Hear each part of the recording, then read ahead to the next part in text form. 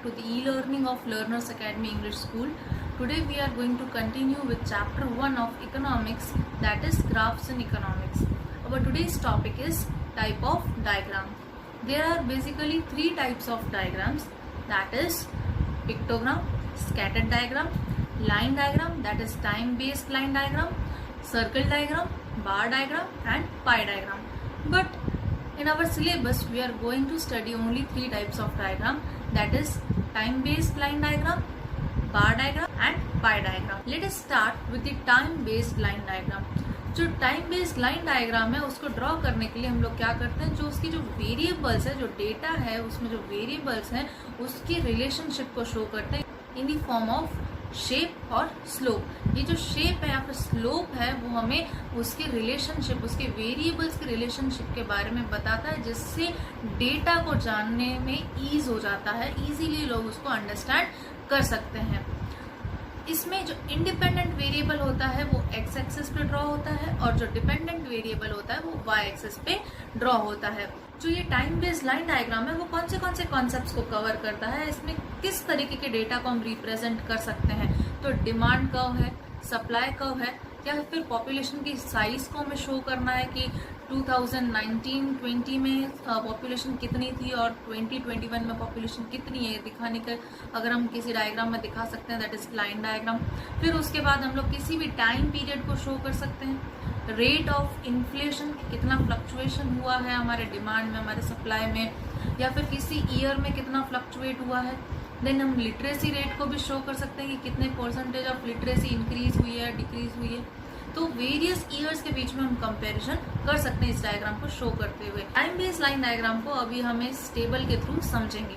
Table number 1.4 आपकी text book का ही table है. Percentage growth rate of India's population since 1951.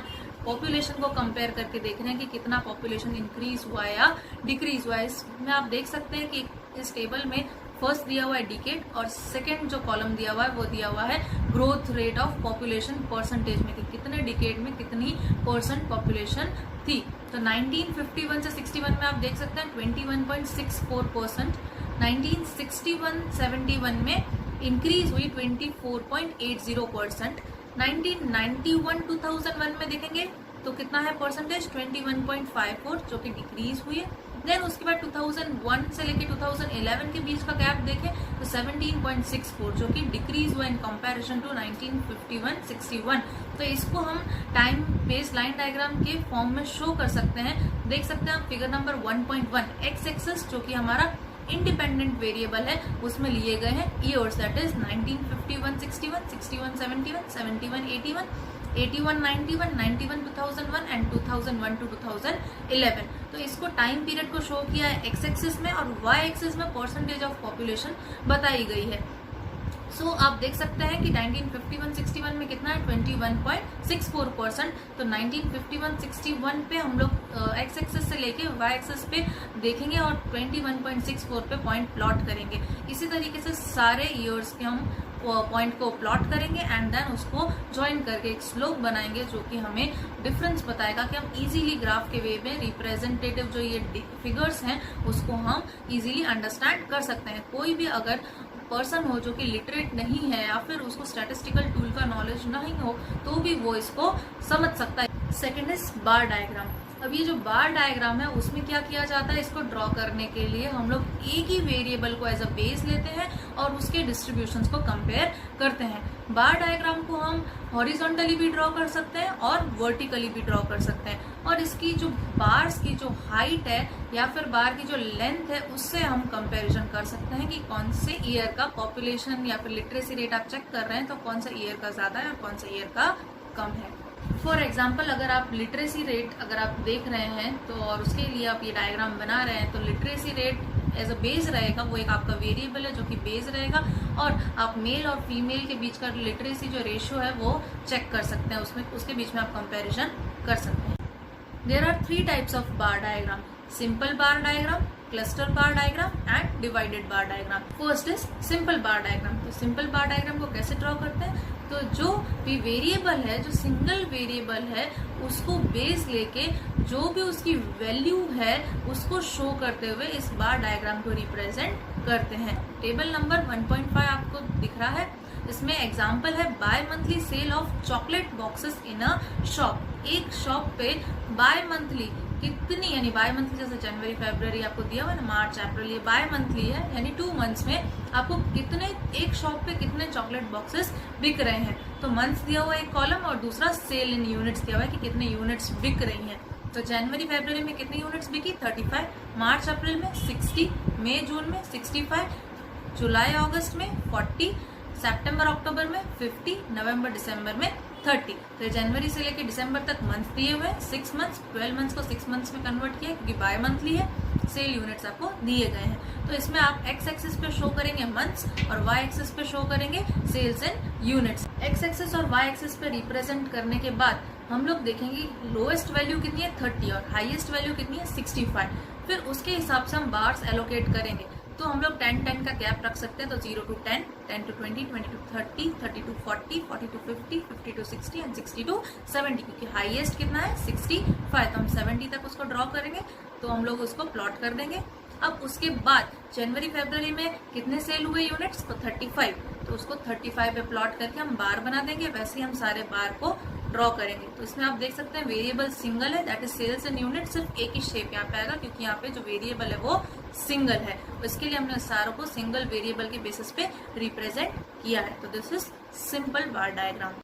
Second is clustered bar diagram. अभी clustered बार diagram को कैसे draw करते हैं, तो इसमें भी जो वेरिएबल होता है ना वो सिंगल वेरिएबल, जो बेस होता है वो सिंगल वेरिएबल होता है और उसके ऊपर जो कंपोनेंट्स होते हैं, जो उसके पैरामीटर्स होते हैं ना वो डिफरेंट होते हैं और उसको जो उसके पैरामीटर्स हैं हम उसको कंपेयर करते हैं, वो डिस्ट्रीब्यूटेड होते हैं, उसके बेसिस पे हम कंपेरिजन करते हैं। तो इसको एक एग्जाम्पल के फॉर्म में समझ लेते हैं।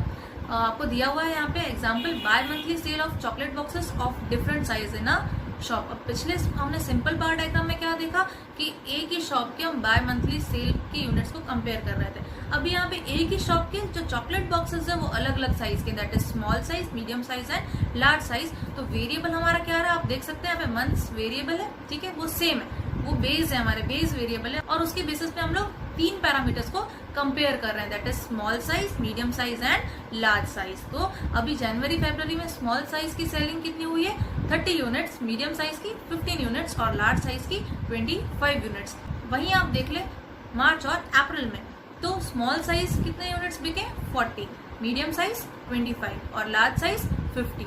तो इसको हम डायग्राम के फॉर्म में कैसे बनाते हैं वो देख लेते हैं। अब आप इस डायग्राम में देख सकते हैं कि एक्स एक्सिस पे क्या रिप्रेजेंट कर रहा है months, that is January to December, और वाई एक्सिस पे क्या रिप्रेजेंट किया हुआ है sales in unit, similar as simple bar diagram. फिर हमने इसको 0 to 70 similar as simple bar diagram हमने इसको डिनोट कर लिया।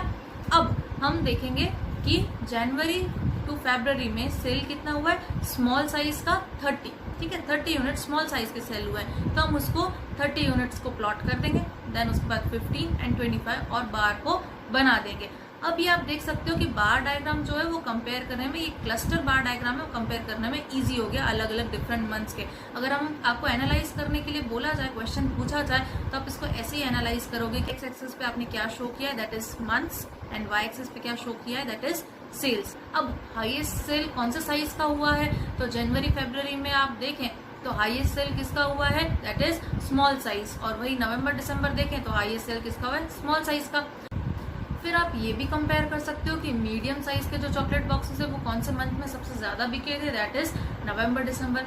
तो आप इसके बेसिस पे बहुत सारे कंपैरिजंस कर सकते हो, बिकॉज इसमें क्या है कि अलग अलग कलर है, इसके लिए कंपैरिजन करना इजी हो जाता है और उसके लिए टेक्निकल नॉलेज की जरूरत नहीं होती, दैट इज स्टैटिस्टिकल टूल्स के नॉलेज की जरूरत नहीं होती है। Now third is divided bar diagram. अब इस डिवाइडेड बार डायग्राम को कैसे ड्रॉ किया जाता है, तो इसमें हर एक वेरिएबल की सब कैटेगरीज बनाई जाती है और वेरिएबल्स जो है उसको कॉमनली एक ही वेरिएबल को बेस लेते हैं और उसके हिसाब से उसकी कैटेगरीज को कंपेयर करते हैं। तो उस कैटेगरीज को सब डिवाइड किया होता है और उस कैटेगरीज के बीच में कंपेरिजन किया जाता है। तो let us see with the example. आपको यहाँ पे एग्जांपल दिया हुआ है, bimonthly sale of chocolate boxes by a sales person in a rural and urban areas in a region. एक रीजन के रूरल एरियाज और अर्बन एरियाज, सेल एक ही, आपका जो सेल है वो एक ही कॉमन वेरिएबल है, ठीक है। अभी उस सेल को डिवाइड कर दिया रूरल और अर्बन एरिया में और मंथली। तो आप सेल को सिर्फ मंथ के बेसिस पे कैटेगराइज कर रहे थे, लेकिन अब आपको रूरल और अर्बन एरिया के बेसिस पे भी कैटेगराइज करना है। तो यहाँ पे उसको जो बेस है उसको सब डिवाइड कर दिया है। Figure number 1.4 divided bar diagram में आप देख सकते हैं कि मंथ्स को एक्स एक्सिस पे शो किया है और सेल्स इन यूनिट्स को वाई एक्सिस पे शो किया है। अब यहाँ पे जनवरी फरवरी में आप देखें तो जनवरी फरवरी में रूरल एरियाज में कितने यूनिट सेल हुए थे 30 और अर्बन एरियाज में 40। ऑल इंडिया को डिवाइड किया गया, दैट इज 70, 30 + 40 दैट इज 70। तो 30 सेल हुए हैं रूरल एरिया में और अर्बन एरिया में कितने सेल हुए 40। तो जनवरी फरवरी में आप देख सकते हो कि अलग शेड दिखाया गया है 30 पे, देन उसके बाद 40 अलग शेड करके दिखाया गया एक ही बार डायग्राम के अंदर। This is known as divided bar diagram, जहाँ पे एक ही वेरिएबल के अंदर कॉमन बेस के अंदर उसको सब डिवाइड किया जाता है। इसी तरीके से आप उसको रिप्रेजेंट करके स्टैटिस्टिकल टूल के यूज के बिना आप लोगों तक इजीली इसको समझा सकते हैं। अभी हमने बार डायग्राम के बारे में तो जान लिया कि अलग अलग बार डायग्राम कैसे बनाते हैं। अब ये बार डायग्राम को बनाते वक्त कुछ चीज़ों को ध्यान रखना पड़ता है। तो ये कौन सी चीज़ें सो हम डिस्कस करेंगे aspects to be considered while drawing bar diagram. तो फर्स्ट पॉइंट, जो विड्थ होती है डायग्राम की, मतलब जो हॉरिजॉन्टल शेप होता है एक बार का, वो कुछ भी रिप्रेजेंट नहीं करता। तो हर एक बार का जो विड्थ होता है वो सिमिलर होता है, वो कुछ भी रिप्रेजेंट नहीं कर रहा होता है। सेकेंड, अगर कुछ रिप्रेजेंट कर रहा होता है उस बार में तो उसकी लेंथ, उसकी हाइट रिप्रेजेंट कर रही होती है। उसकी हाइट से ही हम कंपैरिजन करते हैं कि कौन से ईयर में किसका सेल्स इंक्रीज हुआ है, लिटरेसी रेट इंक्रीज हुआ है, पॉपुलेशन इंक्रीज हुआ है। अगर जो भी हम डेटा अगर कंपेयर कर रहे हैं तो उसकी हाइट से हमें, उसकी लेंथ से हमें पता चलता है कि इंक्रीज है या डिक्रीज है। तो वो उसकी हर एक की रिप्रेजेंटेटिव वैल्यू पे उसको डिपेंड करता है। थर्ड, जो डिस्टेंस होता है अलग अलग बार के बीच में, आप इस डायग्राम में देख सकते हैं इस पिक्चर में कि जो सब बार के बीच में जो डिफरेंस है वो सिमिलर है। तो जो डिफरेंस बिटवीन जो ये बार होने चाहिए वो क्या होने चाहिए, मेंटेन्ड होने चाहिए, वो सेम होने चाहिए। जो ये बार हैं वो आप इस डायग्राम में देख सकते हैं कि एक्स एक्सिस से जुड़े हुए हैं। तो सारे जो बार होने चाहिए, वो जो डायग्राम में सारे बार्स हैं वो एक्स एक्सिस से ही लिंक्ड होने चाहिए। मतलब उसका जो इनिशियल स्टार्टिंग पॉइंट है वो एक्स एक्सिस से होना चाहिए। लास्ट पॉइंट, जो भी वर्टिकल बार डायग्राम्स बनते हैं तो वो arrange left to right side होते हैं। जैसे हॉरिजॉन्टल हम बनाते हैं तो वो लेफ्ट से राइट जाता है, सारे डेटा सीरीज में होता है, वैसे ही वर्टिकल में भी जो डेटा होगा वो लेफ्ट टू राइट में जाएगा। तो आज हमने इस कॉन्सेप्ट में डायग्राम्स बनाने सीखे। अब ये बहुत ज़्यादा सिंपल है बार डायग्राम बनाना, इसमें सामने वाले को समझने के लिए स्टैटिस्टिकल टूल की ज़रूरत नहीं होती।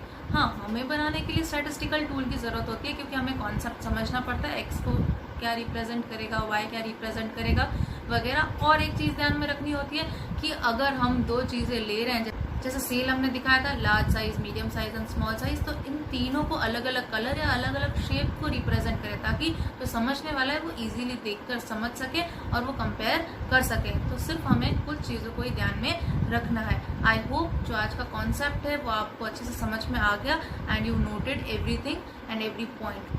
Hope you all stay healthy and safe. Thank you.